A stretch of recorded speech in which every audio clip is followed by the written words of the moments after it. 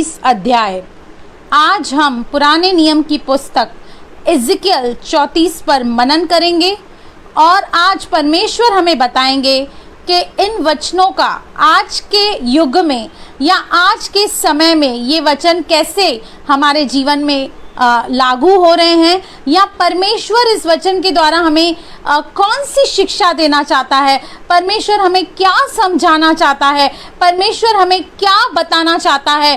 तो आज हम देखेंगे कि हम जिनको फॉलो कर रहे हैं, जिनको हम सुन रहे हैं, जिनको हमने अपना आइडल बना के रखा है, क्या वो दास हैं, परमेश्वर के अच्छे और सच्चे चरवाहे हैं, या वो बॉस हैं जो हमें डोमिनेट करते हैं, हम पर हुक्म चलाते हैं और हमें पूर्ण रीति से एक्सप्लॉइट करते हैं, हमारा फ़ायदा उठाते हैं। तो आज इस अध्याय के बाद ये क्लैरिटी आपको और मुझे हो जाएगी कि हम दास को फॉलो कर रहे हैं या हम बॉस को फॉलो कर रहे हैं। हालेलुया। तो मैं उम्मीद करती हूँ आज ये अध्याय पूरा हो पाएगा, लेकिन अगर नहीं भी हुआ तो मैं आपको ओवरडोज नहीं करूँगी। इसे पार्ट 2 में मैं नेक्स्ट ट्यूसडे को फिर से आपके सामने रखूँगी। तो चलिए समय न गवाते हुए हम इंटरेस्टिंग टॉपिक को शुरू करते हैं, जिसका नाम मैंने रखा है दास या बॉस। हालेलुया। तो आइए हम इज़िकियल पहला वचन पढ़ते हैं। यहोवा का यह वचन मेरे पास पहुंचा, यानी कि इज़िकियल जो परमेश्वर का दास है, जो परमेश्वर का नबी है, जो परमेश्वर का भविष्यद्वक्ता है, वो कहता है कि यहोवा का यानी कि परमेश्वर का यह वचन मेरे पास पहुंचा। हे मनुष्य के संतान, इज़राइल के चरवाहों के विरुद्ध भविष्यवाणी करके उन चरवाहों से कह। यहाँ पर परमेश्वर क्लियरली अपने दास के द्वारा एक भविष्यवाणी दे रहे हैं, कुछ हमें बता रहे हैं। किसके लिए? क्योंकि उस वक्त ऐसे चरवाहे थे जो ऐसे ऐसे काम करते थे या जिनका चरित्र ऐसा ऐसा था। तो परमेश्वर अपने दास के द्वारा उन्हें वार्निंग दे रहा है, उन्हें समझा रहा है और वो कह रहा है, हे मनुष्य के संतान, इज़राइल के चरवाहों के विरुद्ध भविष्यवाणी करके उन चरवाहों से कह परमेश्वर रहा है, लेकिन अपने दास को सिर्फ वो इस्तेमाल कर रहा है। परमेश्वर चाहता तो ये डायरेक्ट बात उन चरवाहों को कह सकता था, लेकिन याद रखिए परमेश्वर हमेशा मनुष्य को, एक मिट्टी मात्र को वो चाहता है कि अपने राज्य और महिमा के लिए इस्तेमाल करे और उस मिट्टी के जरिए वो अपने संदेश अपने लोगों को देता है। हालेलुया। मैं कुछ नहीं हूँ, मैं एक मिट्टी मात्र हूँ और ना ही इज़िकियल नबी कुछ था, लेकिन परमेश्वर को जो भी कहना होता था, जो कम्युनिकेट करना होता था, वो अपने दास के द्वारा कहता था। सिस्टर हम निकालेंगे इज़िकियल 34 वर्स 1। इज़िकियल पुराने नियम की किताब है, उसका 34 अध्याय का पहला वचन कहता है, यहोवा का यह वचन मेरे पास पहुंचा, हे मनुष्य के संतान, इज़राइल के चरवाहों के विरुद्ध भविष्यवाणी करके उन चरवाहों से कह कि परमेश्वर यहोवा यूं कहता है। इज़िकियल भाई, इज़िकियल नबी उनसे कुछ नहीं कह रहे हैं, उसको उसके विरुद्ध में कुछ नहीं कहना है, लेकिन परमेश्वर यूं कहता है, हाय इज़राइल के चरवाहों पर जो अपना पेट भरते हैं। परमेश्वर क्लियरली उन चरवाहों को, उन अगुवाई करने वालों को, उन पास्टरों को, उन एल्डरों को, उन लीडरों को कह रहा है कि तुम पर हाय। क्यों तुम पर हाय? क्यों उनको धिक्कार रहा है? क्यों उनको श्राप दे रहा है?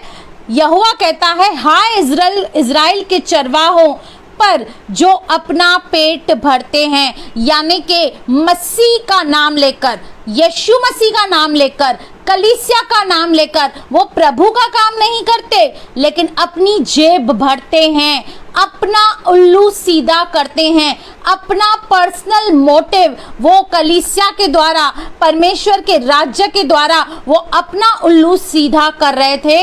इसलिए परमेश्वर उन पे गुस्सा कर रहा है, उनको कह रहा है, हाय है तुम पर धिक्कार है कि तुम अपना पेट भरते हो। मैंने तुम्हें एज अ चरवाहा इसलिए नियुक्त किया कि तुम मेरी भेड़ों की रखवाली करो, उनका पालन पोषण करो, उन्हें ध्यान दो, उनकी केयर करो, उनकी हर एक जरूरत को पूरा करो। लेकिन ये ना करते हुए तुमने अपना पेट भरा, यानी कि अपनी पर्सनल फायदे की बातें उस कलीसिया से तुमने करी। उस कलीसिया के जरिए तुमने ऐसी चीजें की जहां पर परमेश्वर के राज्य को फायदा तो नहीं हुआ लेकिन बहुत बड़ा नुकसान हुआ। इसलिए परमेश्वर उन चरवाहों के विरुद्ध कहता है, तुम पर हाय, क्योंकि तुमने अपना पेट भरा है, तुमने अपनी पर्सनल बातें पूरी की हैं, तुमने मेरी भेड़ को संभाला नहीं है।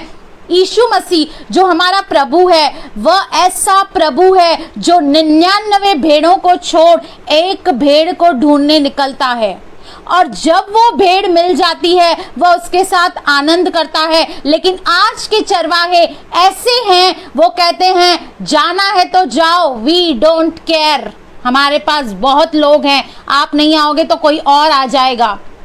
ऐसे चरवाहों के विरुद्ध परमेश्वर ये कह रहा है कि मैंने तो तुम्हें भेड़ दी थी रखवाली करने के लिए, उनसे प्यार करने के लिए, उनकी देखभाल करने के लिए, लेकिन तुमने परमेश्वर का नाम लेकर, परमेश्वर की आड़ में तुमने आकर उस भेड़ को एक्सप्लॉइट किया है, तुमने उसका नाजायज फायदा उठाया है, इसलिए तुम पर हाय। आगे देखिए क्या कहता है, क्या चरवाहों को भेड़ बकरियों का पेट न भरना चाहिए था? परमेश्वर ने चरवाहे, अगुए, पास्टर्स, लीडर्स, प्रचारकों को क्यों चुना है? ताकि वो चरवाही करे, परमेश्वर का जो वचन है उसे सिद्ध रूप में जैसा वह है वैसा ही उनको उनके सामने रखना है। यानी कि अपनी भेड़ का जो परमेश्वर ने उन्हें दी है, शायद लाखों में हो सकती है, शायद करोड़ों में हो सकती है, परमेश्वर ने उसे वो भेड़ इसलिए दी है ताकि उस भेड़ का पेट भरा जाए, यानी कि उसकी जो भी आत्मिक जरूरत है उस भेड़ की, उसे आत्मिक रीति से बढ़ाया जाए, उसकी उन्नति की जाए। लेकिन कह रहा है कि तुम वो तो नहीं करते, लेकिन तुम अपना उल्लू सीधा कर रहे हो। परमेश्वर का नाम लेकर, प्रभु यीशु का नाम लेकर, परमेश्वर की राज्य की आड़ में तुम अपने पर्सनल फायदे देख रहे हो, तुम भेड़ के बारे में नहीं सोच रहे हो। हालेलुया। इसलिए मैंने टॉपिक का नाम रखा दास या बॉस, क्योंकि पास्टर का मतलब है सेवक, नौकर, जो आपके लिए 24 घंटा अवेलेबल होना चाहिए, जो आपके दुख और सुख में आपके साथ होना चाहिए। ये उसका काम है, ये उसकी ड्यूटी है। लेकिन आज बहुत अफसोस के साथ मैं कहती हूँ कि जो लोग हैं ना, जो बड़े बड़े पास्टर्स हैं, जो बड़े बड़े सो कॉल्ड लीडर हैं, जो बड़ी बड़ी कलीसियाएं चलाते हैं, वो यीशु मसीह के चेले नहीं बना रहे हैं, वो अपने चेले बना रहे हैं।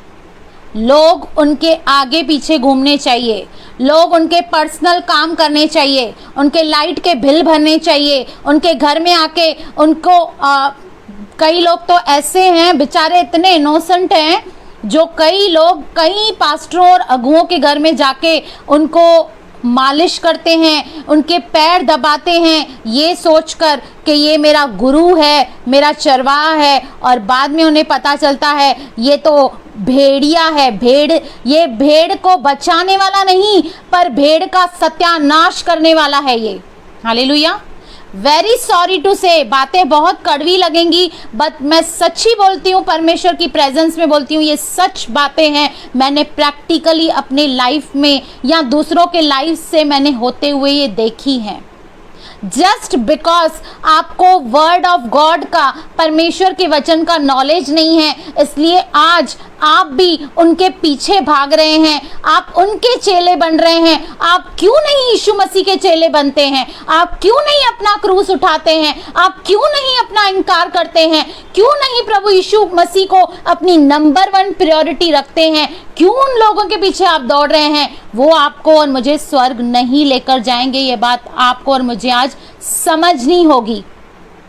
आगे देखिए क्या कहता है, क्या चरवाहों को भेड़ बकरियों का पेट न भरना चाहिए? तुम लोग चर्बी खाते, चरवाहों से कह रहा है, तुम उन भेड़ों की चर्बी खाते मतलब जब वो तुम्हें वाहवाही करते हैं, जब तुम्हारी तारीफ करते हैं, तुम मन में फूल जाते हो, वाव क्या तो मैं हूं, क्या तो मेरी तारीफ हो रही है। यदि नहीं करें तो तुम्हारे पास ऐसे पैतरे हैं, ऐसे तरीके हैं कि तुम उनसे अपनी तारीफ खुद करवाते हो और खुद पूछते हो कि बताओ तुम्हारा अगुआ कैसा है, बताओ तुम्हारा चरवाहा कैसा है। और भेड़ बेचारी इनोसेंट है, उसको तो कुछ पता ही नहीं है कि जिस चरवाहे के नीचे वो बैठी है वो भेड़िया है। हालेलुया।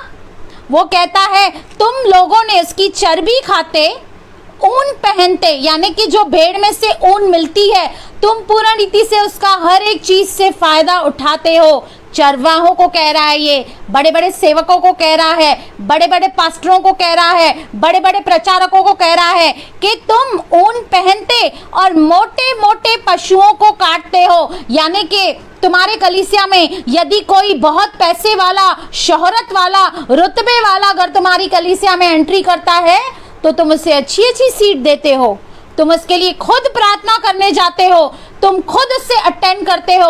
और कोई काम वाली बाई, कोई गरीब औरत अगर जो तुम्हारे कलीसिया में आए तो तुम्हें उसके लिए प्रार्थना करने का समय नहीं है। हाय है तुम पर, वो कहता है हाय है ऐसे चरवाहों पर। जब तुम्हें आदर लेना होता है, जब अपनी बड़ाई लेनी होती है, तुम बराबर उनसे वो बड़ाई लेते हो, अपनी प्रशंसा उनसे करवाते हो, खुश हो जाते हो कि वाह मेरी भेड़ मुझे सराह रही है। लेकिन जब उसको कोई प्रॉब्लम आ जाए, जब उसको कोई तकलीफ आ जाए तो तुम उनके लिए अवेलेबल नहीं हो। क्यों? इसलिए परमेश्वर उनको डांट रहा है। याद रखिए ये वचन सबके लिए नहीं है, लेकिन उन चरवाहों के लिए जो ऐसा करते हैं। ये पांचों उंगलियां बराबर नहीं है। यानी कि मैं ये नहीं कहती कि सारे सेवक, सारे चरवाहे प्रभु के ऐसे हैं, लेकिन जो मैंने अपने लाइफ में देखा है 99% लोगों को मैंने ऐसे करते हुए देखा है। They literally exploit their congregation। वो अपने लोगों को परमेश्वर के नाम पे, परमेश्वर की राज्य की आड़ में वो एक्सप्लॉइट करते हैं और वो पूरा उनका फायदा उठाते हैं। हालेलुया। तो आप इसे शेयर करते जाइए, क्योंकि ये ट्रेंडिंग टॉपिक नहीं है, ये आपको सुनने नहीं मिलेगा। क्योंकि सेवक लोग ये नहीं चाहते कि हम ये सुने, हम ये पढ़ें और हम होशियार हो जाएं। नहीं, वो तो चाहते हैं तुम मेरे चेले बनो, चाहे यीशु मसीह के चेले बने या न बनो, तुम मेरे चेले बनो, मेरा भय रखो। हालेलुया। आगे देखिए क्या कहता है, खाते, ऊन पहनते और मोटे मोटे पशुओं को काटते हो कि अपनी कॉन्ग्रीगेशन में मुझे बड़े शौकार लोग चाहिए। क्यों? क्योंकि अच्छा दशमास मिलेगा, मुझे अच्छा कुछ पैसा मिलेगा, मेरी कलीसिया की उन्नति होगी। कोई बात नहीं। आगे कहता है, परंतु भेड़ बकरियों को तुम नहीं चराते। जो उन्हें शिक्षा देनी चाहिए, जो तुम्हें टीचिंग देनी चाहिए, जो वचन तुम्हें उनको देना चाहिए था, जो रीमा शब्द तुम्हें उनको देना चाहिए था, तुम उसे नहीं दे रहे हो। तुम उनमें से सारे एडवांटेजेस ले रहे हो।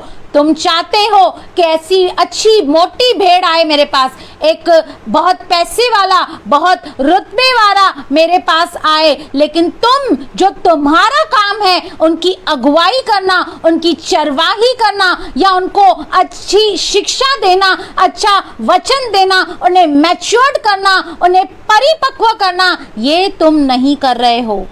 आगे देखिए क्या कहता है, परंतु भेड़ बकरियों को तुम नहीं चराते, मतलब उसे तुम बच्चा ही रखते हो, तुम उसे मैच्योर नहीं बनाते। तुमने बीमारों को बलवान नहीं किया। यानी कि बहुत लोग तुम्हारी कलीसिया में जो आए बेचारे कहीं निर्बल थे, उनके अंदर बहुत सारी कमी घटियां थी, लेकिन उनकी निर्बलताओं के लिए कभी तुमने प्रार्थना नहीं की, उनको कभी तसल्ली नहीं दी, कभी तुमने उनको आश्वासन नहीं दिया, तुमने कभी उनकी उस निर्बलताओं में शुद्धि नहीं ली।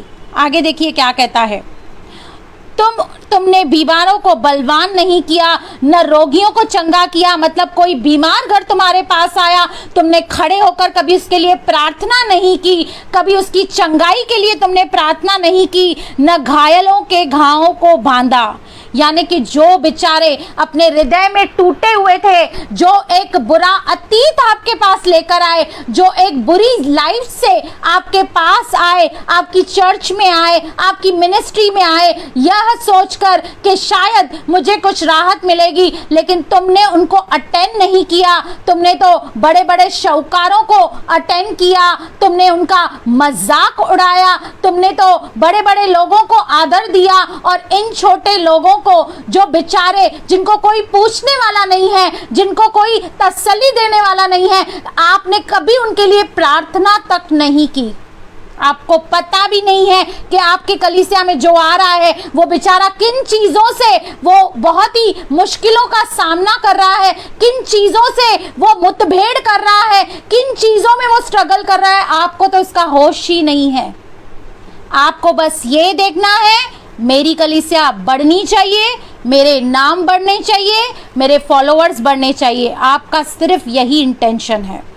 मैं फिर से कहती हूँ, ये वचन सबके लिए नहीं है, क्योंकि ऐसे बहुत चरवाहे हैं प्रभु के, जिनको मैं जानती हूँ, जो दिल से सेवा करते हैं, ईमानदारी से सेवा करते हैं। सिस्टर अशिता, इनका कोई पर्सनल फायदा नहीं है, वो अपने घर को भी चलाती हैं, स्कूल को भी चलाती हैं, पेज को भी चलाती हैं, और दूसरी जगह जाके प्रचार भी करती हैं।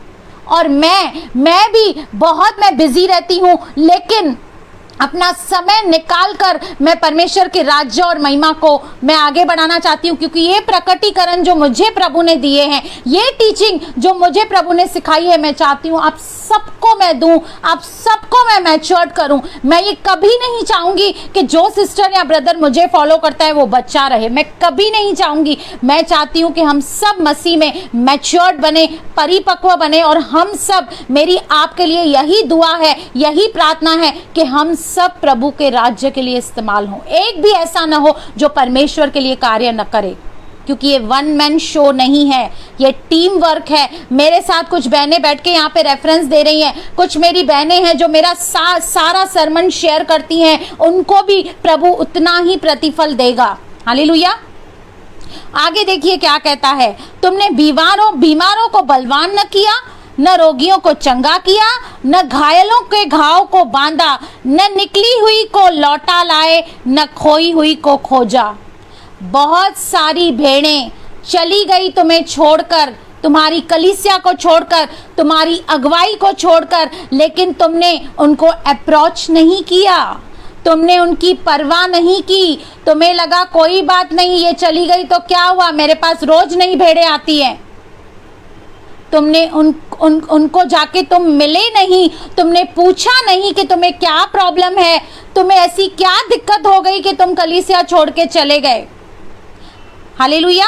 वो कहता है कि तुमने जो निकली हुई को लौटाया नहीं, यानी कि परमेश्वर ये चाहता है जो निकल गई है, जो तुम्हारे दायरे से बाहर चली गई है, जो तुम्हारी भेड़ तुम्हारे उन हदों से बाहर चली गई, उन्हें तुम लेकर आओ। ये तुम्हारी जिम्मेदारी है, आप इससे बच नहीं सकते। आप और मैं आंसरेबल हैं, अकाउंटेबल हैं। सिस्टर अशिता इतना बड़ा पेज चला रही है, तो क्या वो रेस्पॉन्सिबल नहीं है? क्या वो अकाउंटेबल नहीं है? हम सब अकाउंटेबल हैं, हम सब रेस्पॉन्सिबल हैं अपने काम के लिए, अपनी टीचिंग के लिए, और जो भी हम सिखाते हैं आपको, जो समझाते हैं, हमारी बहुत बड़ी जिम्मेदारी है, क्योंकि परमेश्वर हमसे इन बात का लेखा लेने वाला है। आप बड़ी मिनिस्ट्री चलाकर, बड़ी कलीसिया चलाकर ये नहीं कह सकते कि मैं जिम्मेदार नहीं हूं। आप पूरा नीति से जिम्मेदार हैं। परमेश्वर आपसे लेखा लेगा कि मैंने इस बहन को चुना, मैंने इस भाई को चुना, इसे इतना बढ़ाया, इसके अंदर गिफ्ट्स दी ताकि वो इस कलीसिया में आकर परमेश्वर की राज्य की बढ़ोतरी करे, लेकिन तुमने इसके आगे एक राड़ा रख दिया, तुम उसके लिए एक ठोकर का कारण बने, और वो ठोकर खाकर वह भेड़ वहां से चली गई। निराश और हताश होकर वो भेड़ वहां से चली गई। आगे देखिए क्या कहता है, परंतु तुमने खोई हुई न निकली हुई को लौटा लाए, न खोई हुई को खोजा, परंतु तुमने बल और जबरदस्ती से अधिकार चलाया है। तुमने अपनी पोजीशन का गलत फायदा उठाया है, तुमने अपनी अथॉरिटी का गलत फायदा उठाया है, तुम्हें लगता है तुम बड़े अगुवे हो, तुम बड़े लीडर हो, तुम बड़े पास्टर हो, तुम कुछ भी झूठ बोलोगे, किसी के लिए भी गलतफहमियां पैदा करोगे, लोग तुम्हारी सुन लेंगे। नहीं, वो क्लियरली कह रहा है तुमने बल और जबरदस्ती से अधिकार चलाया है, उस भेड़ पर को तुमने डोमिनेट किया है, तुमने उसे वचन के विरुद्ध चलना सिखाया है, तुमने उसे वचन के विरुद्ध चलने की तुमने शिक्षा दी है और तुम इस बात के लिए आंसरेबल हो। आगे देखिए क्या कहता है, वे चरवाहे के न होने के कारण तितर बितर हुई। भेड़ क्यों गई? भेड़ एक उम्मीद से आई थी कि मैं ऐसे चरवाहे के पास आई हूं जो मुझे समझेगा, मेरा पालन पोषण करेगा, मुझे प्यार करेगा, मुझे केयर करेगा, लेकिन वो तितर बितर इसलिए हुई, वो चली इसलिए गई, वो भटक इसलिए गई क्योंकि तुम्हें जो रेस्पॉन्सिबिलिटी दी गई थी, तुम्हारे ऊपर जो जिम्मेदारी थी, तुमने वो पूरी नहीं की। तुमने भेड़ को संभाला नहीं, उसकी ज़रूरतों को पूरा नहीं किया, तुमने उसको प्यार नहीं किया, तुमने उसको वो प्रेम नहीं दर्शाया जो प्रभु यीशु मसीह का प्रेम है, लेकिन तुमने उसे सिद्ध नहीं बनाया, तुमने उसे बच्चा रखा, तुमने उसे सही शिक्षा नहीं दी, इसलिए वो तितर बितर हो गई। आगे देखिए क्या कहता है, और सब वन पशुओं का आहार हो गई। क्योंकि वो भेड़ तितर बितर हो गई, इसलिए कई लोग जो कलीसियाओं से निकलते हैं वो गलत डॉक्ट्रिन में चले जाते हैं। क्यों? क्योंकि उनको इतनी बड़ी ठोकर लगी हुई रहती है, उनको वचन का सही नॉलेज नहीं रहता, उनको वो सही काउंसलिंग नहीं मिलती, वो सही उन्हें शिक्षा नहीं मिलती, इसलिए वो गलत शिक्षा में चली जाती हैं। तो आपको क्या लगता है कि जब ऐसी भेड़ जो एक अच्छी राहों पे चल रही थी, जो परमेश्वर का भय मान रही थी, सब कुछ अच्छा कर रही थी, लेकिन आपकी लापरवाही की वजह से वह तितर बितर हो गई, गलत डॉक्ट्रिन में चली गई, तो आपको क्या लगता है क्या परमेश्वर इस बात का हिसाब नहीं लेगा? परमेश्वर बिल्कुल आपसे इस बात का हिसाब लेगा। हालेलुया! क्योंकि उसकी नजर अपनी हर एक भेड़ पर है, वो हर एक भेड़ से प्यार करता है, इसलिए तो 99 को छोड़कर क्यों एक को ढूंढने गया? क्योंकि वो अपनी हर भेड़ से प्यार करता है। शायद आपके लिए कोई ऊंचा, कोई नीचा होगा, कोई छोटा या बड़ा होगा, लेकिन उस चरवाहे का जो प्रेम है ना, वो सब के लिए एक समान है। हालेलुया! आगे देखिए क्या कहता है, कहता है तुमने बल और जबरदस्ती से अधिकार चलाया है। वे चरवाहे के न होने के कारण तितर बितर हुई और सब वन पशुओं का आहार हो गई। मेरी भेड़ बकरियां तितर बितर हुई हैं, वे सारे पहाड़ों और ऊंचे ऊंचे टीलों पर भटकती थी। मेरी भेड़ बकरियां सारी पृथ्वी के ऊपर तितर बितर हुई, न तो कोई उनकी सुधि लेता था, न कोई उनको ढूंढता था। परमेश्वर इस बात में बहुत दुखी है। वो कह रहा है कि मेरी जो भेड़ है वो मारी मारी फिर रही है, वो तितर बितर हो गई है, वो बैकस्लाइड हो गई है, मुझे छोड़कर चली गई है। और गलती किसकी? गलती आपकी कि आपने उनकी चराई नहीं की। गलती आपकी क्योंकि आपने उसे संभाला नहीं, उसे कंफर्ट नहीं दिया, आपने उसे प्रेम नहीं दिया, आपने उसे वो तसल्ली नहीं दी जो उसकी जरूरत थी, आपने पूरी नहीं की। और आपने भेदभाव किया, आपने गरीब और अमीर में फर्क रखा, आपने अमीरों को अच्छी अच्छी जगह दी जबकि उनके लाइफ में बहुत सारे पाप हैं, गलतियां हैं, गुनाह हैं, लेकिन आपने उनको बड़े बड़े स्थान दिए, आपने उनको इज्जत दी, आपने उनके लिए प्रार्थना करी। लेकिन एक जो काम वाली बाई है, एक जो गरीब औरत आपके कलीसिया में आई, आपने उसे इज्जत नहीं दी, आपने कभी उसको जय मसीह तक नहीं बोला, आपने कभी उसके लिए प्रार्थना नहीं की, इसलिए वो जो भेड़ है वो तितर बितर हो गई, वो भटक गई। हालेलुया! जब भेड़ भटक जाती है तो किस पर दोष आता है? मैं आपसे पूछना चाहती हूं, जब भेड़ भटकती है या बैकस्लाइड हो जाती है तो दोष किस पे आता है? क्या परमेश्वर पर? कभी नहीं, उस चरवाहे पर दोष आता है जिसकी अगुवाई में वो चल रही थी। चाहे चरवाहा कितना भी बुद्धिमान हो और अपने आप को कहे कि मैं इसके लिए आंसरेबल नहीं हूँ, अकाउंटेबल नहीं हूँ, तो परमेश्वर का वचन क्लियर कहता है कि परमेश्वर उससे लेखा लेगा इस बात का कि मैंने तुझे इतनी दुनिया में हजारों लाखों लोगों में से मैंने तुझे ये भेड़ दी थी, तू उसकी चरवाही करे, तू उसे संभाले, तू इसके अंदर जो गिफ्ट है उसे प्रभु के राज्य और महिमा के लिए इस्तेमाल करे, लेकिन तूने ये क्या किया।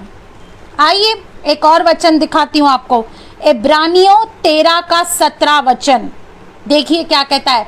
इब्रानियों 13 का 17 वचन, अपने अगुओं की आज्ञा मानो। बहुत अच्छी बात है, जिनसे भी आप सीखते हो, जिनके भी आप नीचे काम करते हो, जिनकी भी अथॉरिटी आपके ऊपर है, उनका आदर करो, उनकी आज्ञा मानो और उनके अधीन रहो। कोई बात नहीं, सही बात है, क्योंकि वे उनके समान तुम्हारे प्राणों के लिए जागते हैं। मैं आपसे ये पूछना चाहती हूँ, जो आपके अगुवे हैं, जिनको आप अपना पास्टर या लीडर मानते हैं, क्या वो आपके प्राणों के लिए जागते हैं? क्या वो आपके लिए प्रार्थना करते हैं? क्या आधी रात को आपका कॉल रिसीव करते हैं? क्या कभी आप किसी मुश्किल में पड़ो तो आपको आके विजिट करते हैं? क्या आपके लिए दुआ करते हैं? क्या आपके लिए प्रार्थना करते हैं? क्या आपको सहायता करते हैं? क्या आपको मदद करते हैं? यहाँ पर ये अगुवे को करना है। आगे देखिए क्या कहता है, अपने अगुओं की आज्ञा मान, उसके अधीन रहो, क्योंकि वे उनके समान तुम्हारे प्राणों के लिए जागते रहते हैं, जिन्हें लेखा देना पड़ेगा। उनको ये अकाउंट देना पड़ेगा कि ये भेड़ मैंने तुझे दी थी, इस भेड़ को मैंने बहुत ही प्यार से, बड़ी उम्मीद से तेरे पास लेकर आया था कि तू इसे संभालेगा, तू इसे प्यार देगा, तू उसकी हर एक पालन पोषण करेगा, लेकिन तूने वो नहीं किया। इस बात का तुझे लेखा देना होगा, इस बात का उनको अकाउंट देना होगा कि वो भेड़ क्यों तितर बितर हुई, वो क्यों उस चरवाहे को छोड़कर चली गई। इस बात का पूर्ण रीति से उनको लेखा देना होगा। किसे? अगुओं को, जो लीडर्स हैं, जो पास्टर्स हैं, जो बड़े बड़े प्रचारक हैं, जो बड़ी बड़ी मिनिस्ट्री संभालते हैं। हालेलुया। आगे देखिए क्या कहता है, जिन्हें लेखा देना पड़ेगा वे ये काम आनंद से करें, कुड़ करके नहीं करें। आज भी मेरी सिस्टर से बात हो रही थी और मैं उनको बता रही थी कि देखिए, कुड़ करने वाली सेवा प्रभु कभी ग्रहण नहीं करता। कुड़ करने वाली सेवा प्रभु को नहीं चाहिए। अगर आपको करना है तो दिल से कीजिए, हर्ष से कीजिए, मन से कीजिए। कुड़ करने वाली सेवा प्रभु कभी ग्रहण नहीं करता। वो बोलता है कि ये काम वो आनंद से करें, न ठंडी सांस ले लेकर, क्योंकि इस दिशा में तुम्हें कुछ लाभ नहीं होगा। वो कह रहा है कि जो ये ड्यूटी है वो अकाउंटेबल है, हर एक भेड़ के लिए, हर एक बात के लिए वो अकाउंटेबल हैं। उन्हें इन सारी बातों का ध्यान रखना है। हम निकालेंगे यूहन्ना 10 का, हम निकालेंगे यूहन्ना 10 का 11 वचन। यूहन्ना 10 का 11 वचन देखिए क्या कहता है। प्रभु यीशु मसीह कहते हैं, प्रभु यीशु मसीह अपने वचन के द्वारा हमें बता रहे हैं, अच्छा चरवाहा मैं हूँ। सचमुच हाथ उठाकर धन्यवाद कीजिए, क्योंकि हमारा सच्चा, अच्छा, सिद्ध, प्रेम से भरा हुआ एक चरवाहा हमारे पास है, एक शेफर्ड है, जिसका नाम है प्रभु यीशु मसीह। वो कह रहा है, अच्छा चरवाहा मैं हूँ। अच्छा चरवाहा भेड़ों के लिए अपना प्राण देता है। और उसने सिर्फ बोला नहीं, करके दिखाया, अपना प्राण हमारे लिए दे दिया। वो कहता है कि अच्छा चरवाहा मैं हूँ, क्योंकि मैं अपने भेड़ों के लिए अपना प्राण देता हूँ। लेकिन आज के चरवाहे देख लीजिए ज़रा, प्राण तो छोड़ दीजिए, वो तो भेड़ों के प्राण लेने पर उतर आए हैं। अपने फायदे के लिए, अपनी इमेज को अच्छा बनाने के लिए, अपनी गुडविल और रेपुटेशन को रखने के लिए वो किसी को भी गिरा सकते हैं, किसी को भी बड़ा नुकसान पहुंचा सकते हैं। ऐसे चरवाहे हैं आज हमारे पास। लेकिन हमारे पास एक सच्चा और सिद्ध चरवाहा है जो कि खुद प्रभु यीशु मसीह है, और वो कहता है अच्छा चरवाहा मैं हूँ। अच्छा चरवाहा भेड़ों के लिए अपना प्राण देता है। मजदूर जो न चरवाहा है और न भेड़ों का मालिक है, भेड़िए को आते देख भेड़ को छोड़कर भाग जाता है। वो बोलता है अगर जो कोई मजदूर है जो चरवाहा नहीं है, जिसको भेड़ की चिंता नहीं है, हालेलुया, वो क्या करता है, जैसे ही तकलीफ को देखता है, जैसे ही देखता है अरे अब मेरा नाम, मेरे रेपुटेशन, मेरे रुतबे पे कुछ आ रहा है, तो वो भेड़ को वहां ही छोड़ के वो चला जाता है, क्योंकि उससे भेड़ से ज्यादा अपनी रेपुटेशन प्यारी है, उसे अपना रुतबा प्यारा है, उसे अपना अच्छा नाम प्यारा है। वो कहता है जो मजदूर है जो कि चरवाहा नहीं है, वह भेड़ों का मालिक तो है, पर भेड़िए को आते देख, यानी कि खतरे को आते देख, वो भेड़ों को बचाता नहीं है, भेड़ों को छोड़कर भाग जाता और भेड़िया उन्हें पकड़ता और तितर बितर कर देता है।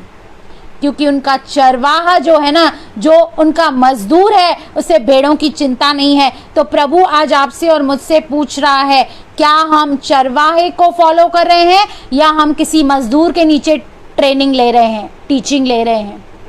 क्योंकि हम अच्छे चरवाहे के नीचे अगर ये सीख रहे हैं, हम टीचिंग ले रहे हैं, ट्रेनिंग ले रहे हैं, तो याद रखें वो जो भेड़ है वो बहुत ही आगे जाएगी, आत्मिक रीति से बढ़ेगी, और वो भेड़ खुद एक दिन एक चरवाहा बनेगी। लेकिन अगर हम मजदूर से सीख रहे हैं तो याद रखें, जब तक आप उनके साथ अच्छे हैं तब तक तो सब ठीक है, पर जिस दिन आपने उनको आईना दिखाया, वो आपको आईना दिखाएंगे और वो आपको आपकी कमजोरी और निर्बलता बताएंगे कि देखो तुम यहाँ गलत हो। तो हमें समझना है, हमें सीखना है, हम किसे फॉलो कर रहे हैं, उसके अंदर क्या क्वालिटीज हैं, उसका अपना जीवन क्या है। हालेलुया। आगे देखिए क्या कहता है, वह इसलिए भाग जाता है कि वह मजदूर है और उसको भेड़ों की चिंता नहीं है। ऐसे चरवाहे भी हैं जो कहलाते तो चरवाहे हैं लेकिन है मजदूर। क्यों? क्योंकि उनको भेड़ों की चिंता नहीं है। उनकी भेड़ चली जा रही है, तितर बितर हो रही है, गलत डॉक्ट्रिन में जा रही है, प्रभु यीशु मसीह को छोड़ रही है, बैकस्लाइड हो रही है, लेकिन उनको कोई चिंता नहीं है इस बात की। दे डोंट बॉदर, उनको कोई चिंता नहीं है। आगे देखिए क्या कहता है, अच्छा चरवाहा मैं हूँ। प्रभु यीशु मसीह फिर से हमें आश्वासन दिला रहे हैं, हमें तसल्ली दे रहे हैं और कह रहे हैं अच्छा चरवाहा मैं हूँ, मैं अपनी भेड़ों को जानता हूँ। प्रभु यीशु मसीह अपने बच्चों को, अपने बेटे को, अपने बेटियों को, अपनी भेड़ों को अच्छे से जानता है और कहता है कि मेरी भेड़ मुझे जानती है। यानी कि चाहे वो जो चरवाहा है वह कितना भी बुरा क्यों नहीं हो, उसका कैरेक्टर कितना भी थर्ड क्लास क्यों नहीं हो, उसके अंदर कितने भी अवगुण हो, याद रखिए कि प्रभु यीशु मसीह को कभी मत छोड़ना। नहीं समझ में आया उस चरवाहे को छोड़ देना, जो आपकी कॉलिंग नहीं समझे, जो आपकी बुलाहट नहीं समझे, जो आपके दर्शन को नहीं समझे, आप उसे छोड़ देना। लेकिन प्रभु यीशु मसीह को कभी नहीं छोड़ना अपने लाइफ में, क्योंकि अच्छा और सच्चा वो चरवाहा है और कहता है कि मेरी भेड़ मुझे जानती है कि मेरे अंदर कोई कमी नहीं है। मेरी भेड़ जानती है मैं हर बात में सिद्ध हूँ, मैं पवित्र हूँ, मेरे अंदर कुछ घटी नहीं है। जब इस बात को आप याद रखेंगे, जब इस बात को आप समझेंगे, तो आप कभी ठोकर नहीं खाएंगे, क्योंकि आपको ये पता होगा कि जो आपका चरवाहा है वो सिद्ध है, प्रेम से भरा हुआ है, तरस से भरा हुआ है, वो आपको कभी तितर बितर होने नहीं देगा। आगे देखिए क्या कहता है, जैसा पिता मुझे जानता है और मैं पिता को जानता हूँ और मैं भेड़ों के लिए अपना प्राण देता हूँ, वो ऐसा हमारा चरवाहा है जो हमारे लिए उसने अपने आप को दे दिया। हमारे हर एक पाप को, हमारे हर एक अधर्म को, अपराध को उसने ले लिया और उसने हमें उद्धार दिया, पापों की क्षमा दी। वो कहता है कि मैं अपनी भेड़ को जानता हूँ, मैं भेड़ की आवाज़ को पहचानता हूँ, भेड़ मुझे जानती है, भेड़ मुझे समझती है और मैं उस भेड़ के लिए अपना प्राण देता हूँ। और वो कहता है मेरी और भी भेड़ें हैं जो इस भेड़शाला की नहीं, मुझे उनको भी लाना अवश्य है। वे मेरा शब्द सुनेंगी, तब एक ही झुंड और एक ही चरवाहा होगा।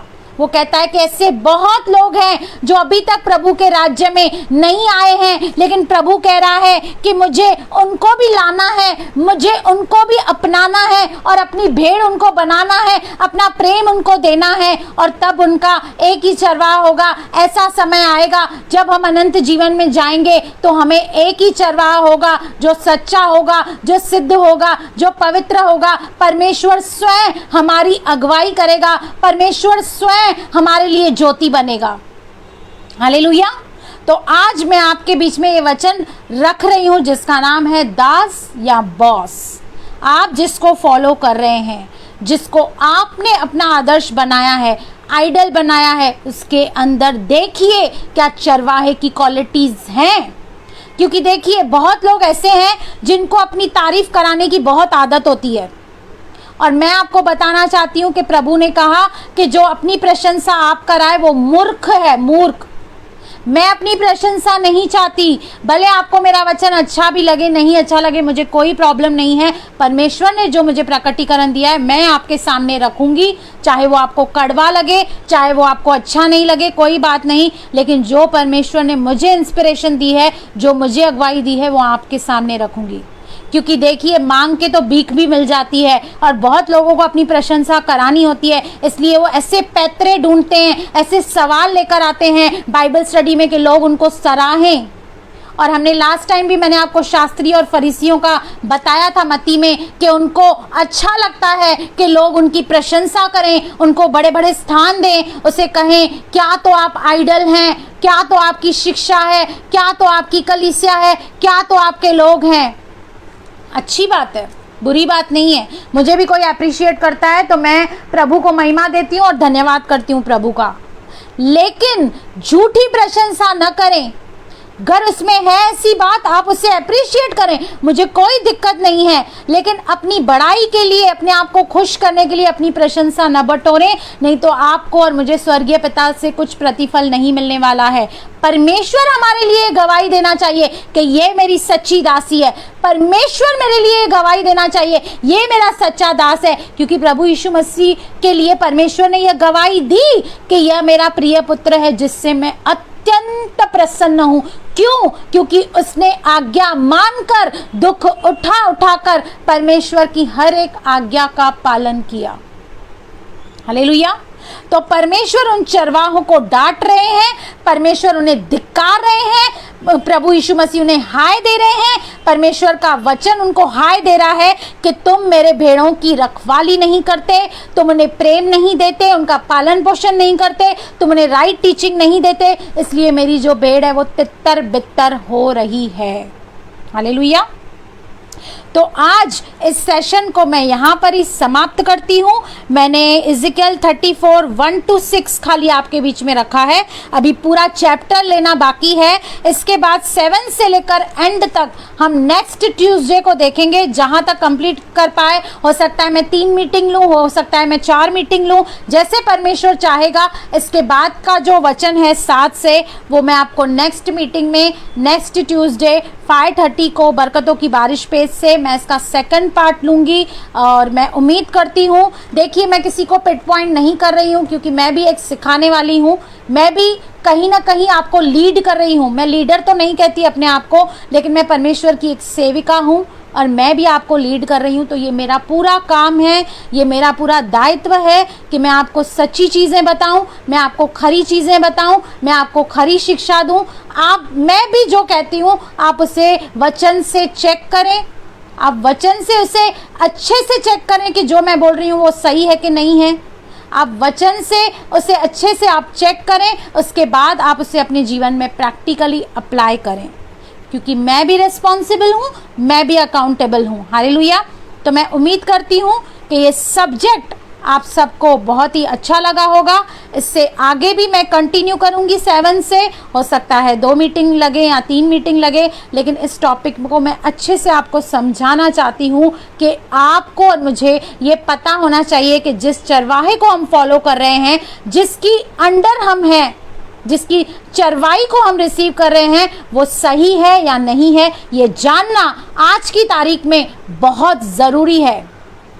क्योंकि प्रभु यीशु मसीह ने कहा कि जो झूठे भविष्यद्वक्ता हैं, जो भेड़ है वो कहाँ से आएगी, जो भेड़िया है वो कहाँ से आएगा, भेड़ में से ही आएगा, वो बाहर से नहीं आने वाला है।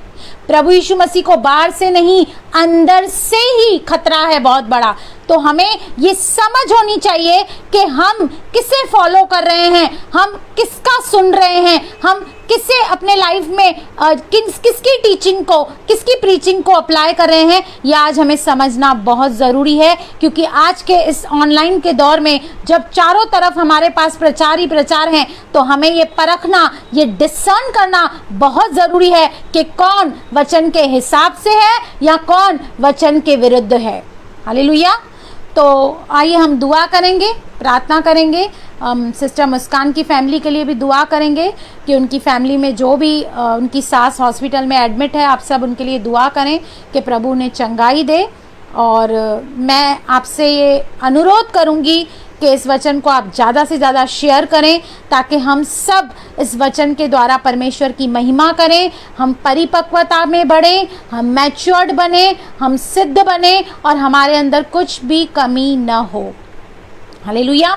तो आइए हम दुआ करें, प्रार्थना करें। मेरा यूट्यूब पे चैनल है जिसका नाम है सुनीता चोएथानी। आप और भी मेरे बहुत सारे सरमन्स हैं जो आप सुन सकते हैं। अगर आपको ये सरमन अच्छा लगा है तो और भी मेरे सरमन हैं अलग अलग टॉपिक पे, आप उसे सुन सकते हैं और परमेश्वर की महिमा कर सकते हैं। हालेलुया।